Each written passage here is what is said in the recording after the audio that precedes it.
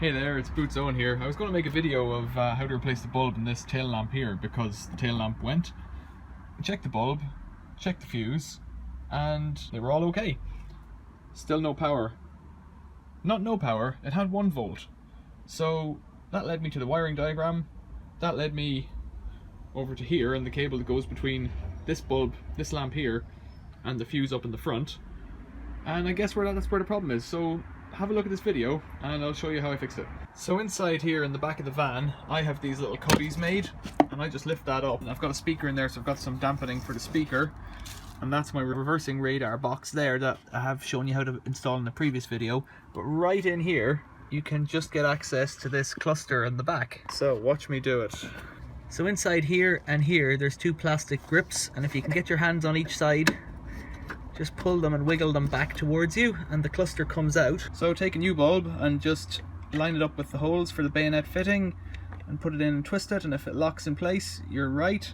If it doesn't, just turn it through 180 degrees and try again, because it only fits one way because it's got the stop and tail. And now we'll try it again. So I've popped in a new bulb and that didn't make any difference. I've also since then I've checked that all the other lights work on the back on both sides, so the only one that's out is the tail light on this side.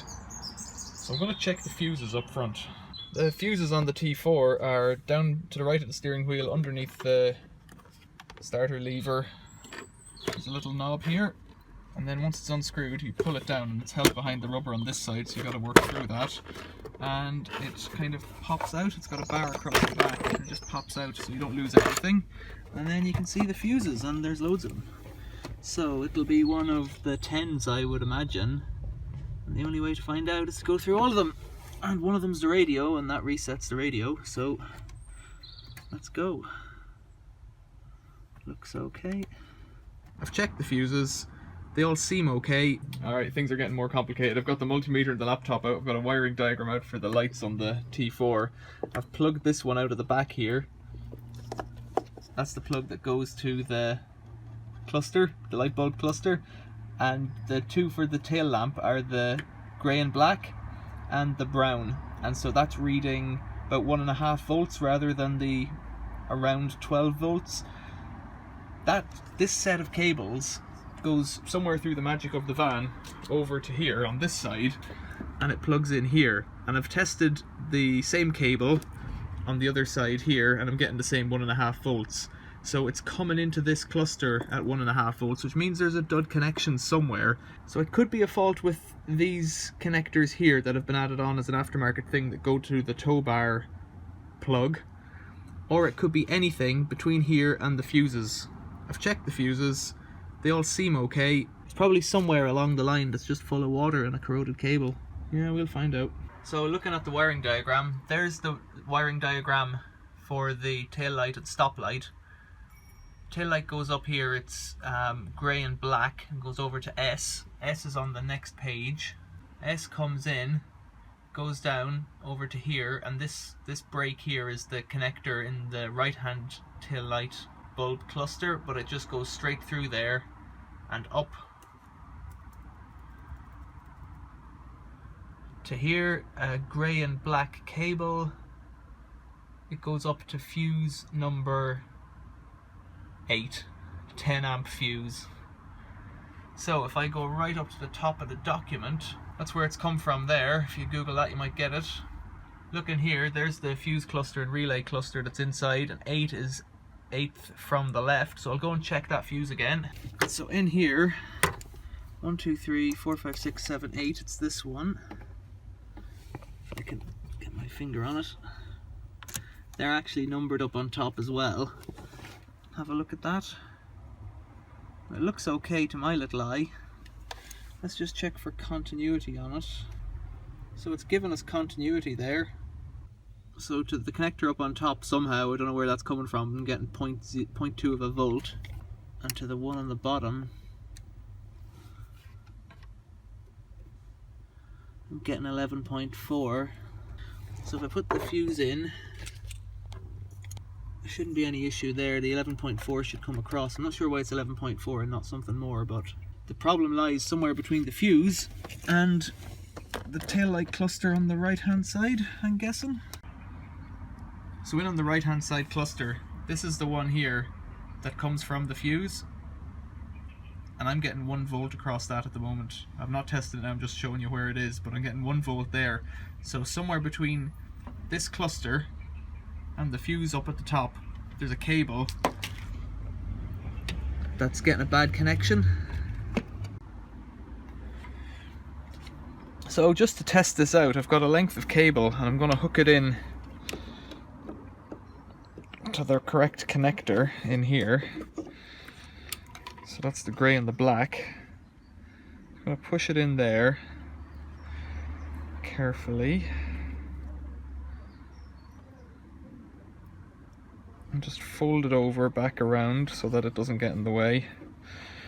This will just test if my theory's correct. It's a bit tighter than you'd like, but it does the job. And then run this up to the fuse at the front. And then I'll run this up to the fuse at the front.